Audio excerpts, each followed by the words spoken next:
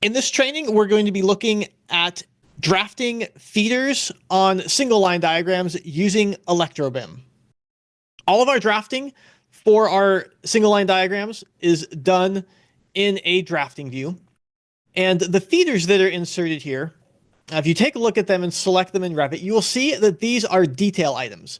We do not insert them as lines in Revit. That there's pros and cons to that. They're not going to be as easy to work with as just a standard line segment in Revit. So it does make it a little bit more complicated than if you were drafting this by hand. However, there are benefits. We have all of the shared parameters so that you can tag them with the information. We also have a mask on them, so if the feeders overlap, that you get that the overlap happening automatically.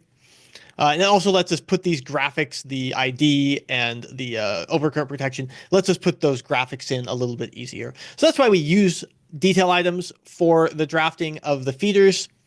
And then we have a bunch of commands to help manage that, because again, it's a little bit more complicated than a standard line in Revit for handling the drafting. For the graphics on the feeders, you can customize these, so you can put in different items on these. You can have different looks for your feeder IDs and for your breakers. That's all covered in a separate training. So if you want to learn more information about that, go check out our knowledge base and check out that training video. The feeders are inserted automatically for you when you either run our generate commands or when you insert a device. And the software does its best to get the feeders in a reasonable spot. But that's always a first draft, and then we've got a lot of different commands for modifying it. But they do come in automatically when you first put in a device. So just to demonstrate that, if I make a brand new device,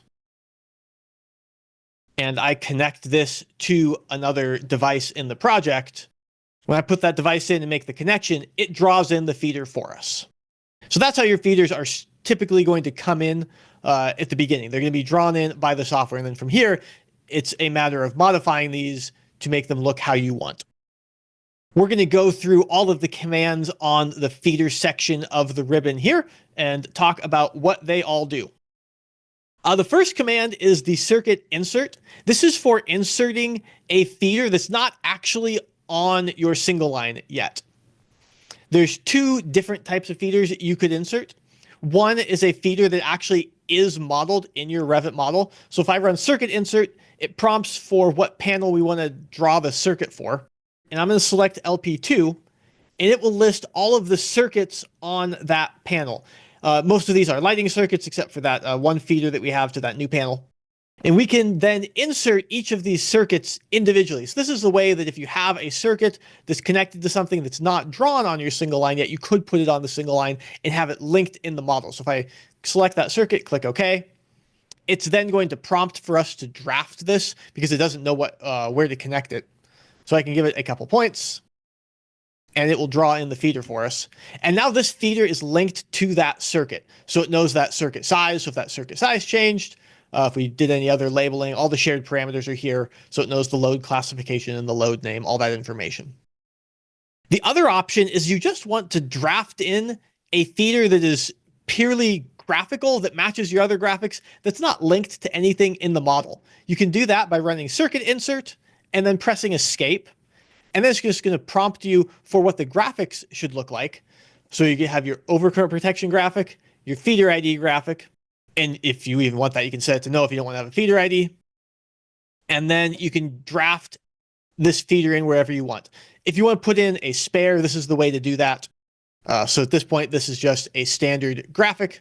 And there's, it's not linked to anything in the model. It's just drafting on the single line diagram.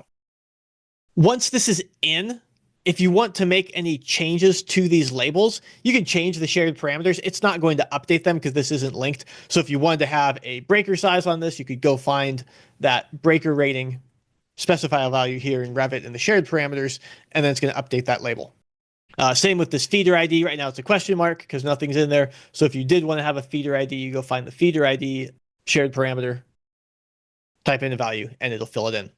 So that's how you can get values in there. That's not going to be updated when you run a calculate because this is just drafting. But that's for entering spares or other feeders that are not connected to anything in the model. For the feeders in the model, like I said, we insert them automatically for you. We have two commands for redrawing the entire thing from scratch. We have the feeder auto draw and the feeder manual draw. The auto draw will insert it for you automatically, just redrawing it. So if there's ever a case where you do want to redraw, have the software redraw it, the feeder auto draw is the command you can run for that. So say I move this panel and I don't use our equipment move, so the feeder doesn't move with it, and we just want to redraw that feeder connected to it. We can run feeder auto draw, select the panel. It's then going to prompt for the insertion point. If you press escape, it's going to figure out just where it should connect for you, or you can connect it to a specific location. So if I want to have it connected here, I can select that point. It'll draw from that point to the panel. And the same way, if I run that feeder auto draw, and instead of selecting that point, if I press escape, it'll make the connection just directly above it. So it'll do its best, figure out where it thinks it should go. The feeder manual draw allows you to draw the entire feeder yourself. So we're looking at the one line. This was created using generate one line. Over here, I have the same view using our generate riser command. And here, if you run the feeder auto draw, it doesn't do as good a job. So if I select this panel and do the default location, this is what you end up with. So if in any case you need to redraw a feeder, the auto draw doesn't do as good a job here because it's not taking into account where all the other feeders are, so it gets a little bit messier. So if you did have a reason why you needed to redraw this feeder, the manual draw is going to work a lot better. You can select this panel, and then you select each point in turn. So it's actually telling me where it used to be connected, and then we can draw it over here. You know, I'm just redrawing exactly what it was, but if you did need to redraw it for any purpose, that would be the way to do it. Now, so those are the two commands for putting in the circuit from scratch, just kind of starting over. The rest of these commands are modifying the feeder that is in the single line for you. We've got the feeder phase command. This is for changing the graphics. So the phase is really your new or existing in Revit. Revit uses that terminology. They call it phases.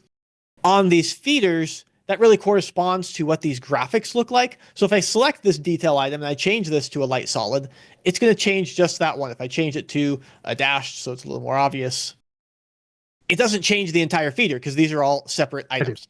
So doing that is a little bit tedious. So you can run the feeder phase command. When you do that, you select the feeder, and then you select the type for all of the segments on that feeder. And then it's going to update all of them for you.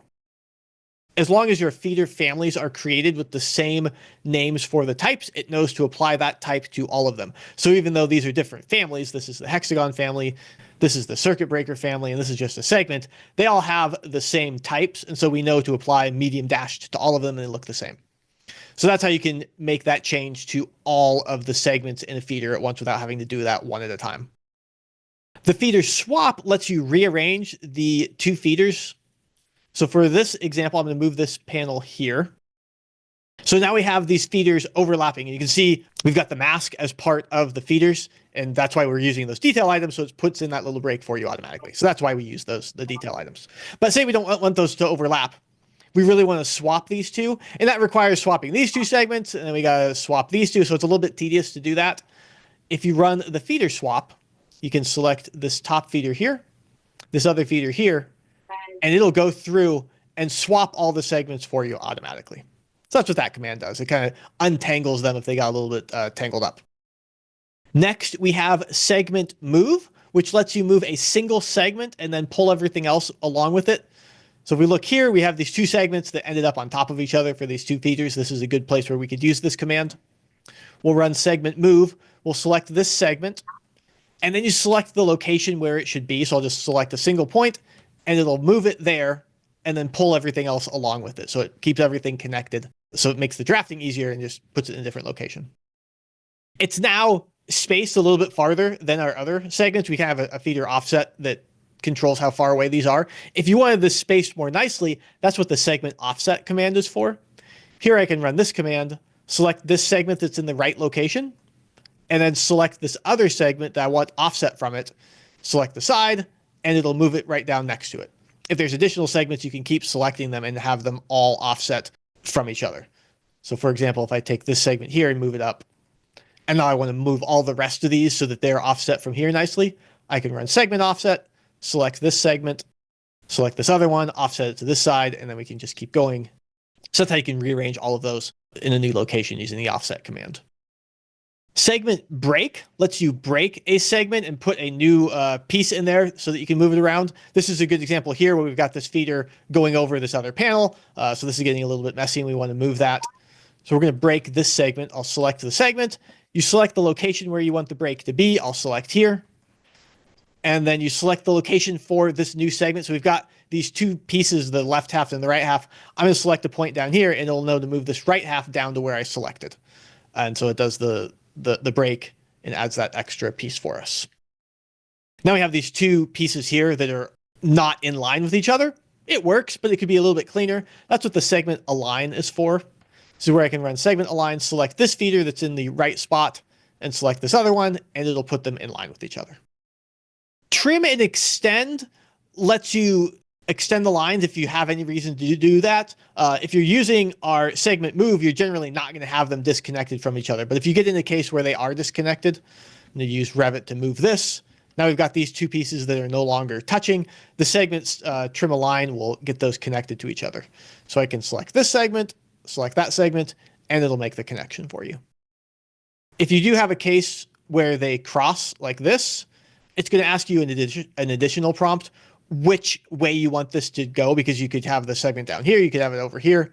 So if we run trim extend, I select both of these, and now it wants to know what's the inside corner. If I select over here, it's going to trim it like that, which is probably what we didn't want. Select this inside corner here, and then it'll trim it how we want it. Finally, we have the segment delete, which will get rid of the segment and then clean things up as best as it can. Let's see, if I go here, we can do it on this piece where I added that break. So if I run segment delete and select this segment, it's also going to delete this other segment and rejoin them. So it's not just removing it, it's also then reconnecting all the other pieces as best as it can. And then from here, then you might want to do some adjusting to clean that up. Graphic move lets you move a graphic from one feeder segment to another. So here we've got this feeder ID right here. Maybe we want to have it on this segment. That requires swapping these two families. And so doing that manually in Revit is a little bit tedious again. You run graphic move, you can select this ID and we can move it over to this segment, and that just adjusts the family. So this is now a segment without a graphic. This has the feeder ID. Here we've got a feeder ID on this vertical piece that's running into other things. Maybe we want to move it down here where there's a little bit more space. When we do that, we're actually moving it onto this other segment where there's already a graphic. When you do that, it's going to prompt and ask you, what did you actually intend to do here? If we select swap graphics, it's going to swap them like this, which is probably not, in this case, what we wanted to do, because your breaker you don't want over here. So we'll undo that. If we run that command again and we select insert graphic on second segment, what it's going to do is keep this graphic and break it and put a new segment over here for the graphic. Now we have two segments, two graphics, so it's actually two families you can see. And then that's more what you would want in this case. Graphic flip. This lets you take the graphic that's on a segment like this and mirror it over that segment. So if we want our overcurrent protection, our breaker down there, you could run the graphic flip. Finally, graphic remove will get rid of a graphic. So if you have a graphic on here that you don't want to have, you can run graphic remove and that'll remove it. There's kind of two sets of graphics. We have these IDs and these breakers, and these are being controlled from your panel settings. We're going to put in that breaker based upon the settings in the project. We're going to put in the feeders based upon what you've requested. You can also have other graphics that are just drafting meters and such. This will remove both types. If you run it on these IDs and the breaker, it's actually going to change the setting in the panel as well. So if we take a look at this panel here, we can see that we have these single line graphic settings, and we're saying we want to use a feeder ID and we want to have an overcurrent protection. And so it's going to automatically put these in if they're missing, if somehow they disappear. We know that we want to have a breaker. We want to have this hexagon. So if I run graphic remove and I take both of those and then we edit that panel, it's going to have updated the settings here in the single line diagram graphic settings. So it's saying you don't want an overcurrent protection. You don't want an ID. We can also add graphics onto the feeder. So if I run add modify graphic, I can select this segment, and the typical example would be putting in a meter. So if you want to put in a meter, we've got a couple options. You select the meter. It goes on here. Now this is just drafting at this point. It's not connected to anything in the model. It's just a meter, but you need to have this in certain places on the single line diagram. So that's the way to get things like that in. if you insert a feeder ID, it's actually going to prompt you with a little bit more information. It's going to say, hey, okay, we don't have a feeder ID on this feeder. You're putting one in. Are you intending this to be the feeder ID and you want to change that single line setting in the panel? Or you just want this as a graphic that's not really connected to anything, and so we're not going to track it based on that other setting. So if I insert it as the regular graphic, it's a graphic on here, but this panel still doesn't think it has a feeder ID. So that's not linked to this feeder ID graphic anymore. And that is it for the options for modifying your feeders. So those are the commands we have available. They're intended to make it easier to deal with the feeders, given that we've modeled them as families in your single line diagram. They're a little more complicated than standard lines. So we have all of these tools available to help you with your drafting. If you have any questions, go ahead and throw those in the chat. Happy to answer those. I can answer questions about feeders or anything related to ElectroBIM in Revit. All right, we got a question. Adding a SPD to a distribution board via a breaker. So there's two parts to adding something like that to a feeder. One, you have to have the right graphic. And then once you have the graphic, it's a matter of inserting it. So I don't know what that would look like.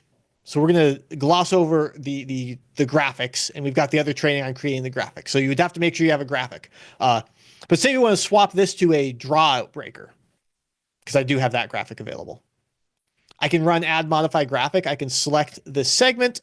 And when there's already a graphic, it's going to prompt for whether you want to replace it or add a new graphic. I'm going to replace it in this case. And so if you wanted a breaker that looked differently, we can now select a new breaker here. I'm going to do a double draw out breaker. And it'll swap in a new graphic for us. So now we've got a new graphic. We've replaced that breaker with something else. If you wanted the surge protection as a separate graphic, then you would want to use the other prompt there, where it says add an additional graphic. And then you can add another graphic here. I don't have a surge protection, but we will model it as a disconnect. So we'll throw a fuse disconnect on there. And now it's going to add another graphic here. So if you had something that was a surge protection device, you could add it as a separate item. And so how you actually model that is a little bit, it's a question of what you want to do for your graphics. If you want to have it built in kind of as one graphic with your breaker, you can do it that way. You can do it as a separate graphic as well.